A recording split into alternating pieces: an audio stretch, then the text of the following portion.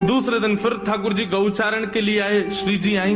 ठाकुर जी अभी भी मान में ही बैठे थे। श्री जी बोली, देखो ये बहुत ज्यादा हो रहा है, आप कल से मान करके बैठो, रात में बात भी नहीं करके गए और अभी भी मान कर रहे हो।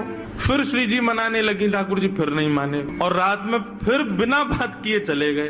2 दिन हो गए, अब तो श्री जी से सहन नहीं हुआ, इतनी व्याकुल हो गई श्री जी।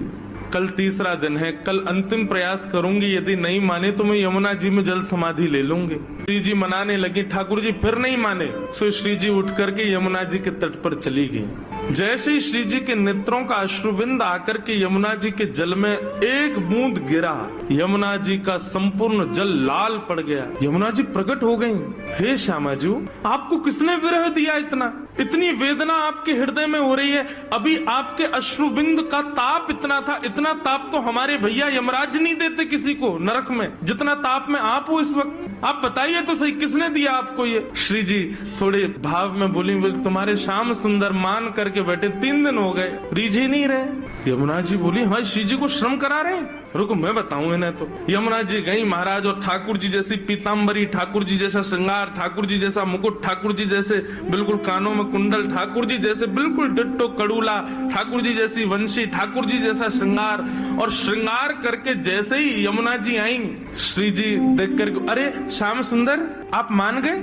यमुना जी बोली, हम श्याम सुंदर नहीं है, हम यमुना जी हैं। अरे आप तो बिल्कुल श्याम सुंदर जैसी लग रही हो, आपकी महक भी बिल्कुल श्याम सुंदर, बोली भी श्याम सुंदर, चाल ढाल सब श्याम सुंदर। बोले, यार श्याम सुंदर ने अपने रूप पे, अपनी वाणी पे, अपने कटाक्ष नेत्रन से पूरी गोपीन को कष्ट दे रखो। या श्याम सुंदर को यही के रूप से कष्ट दूंगी मैं, आप यहीं बैठी रही हो राधा रानी, मैं अभी जाऊं।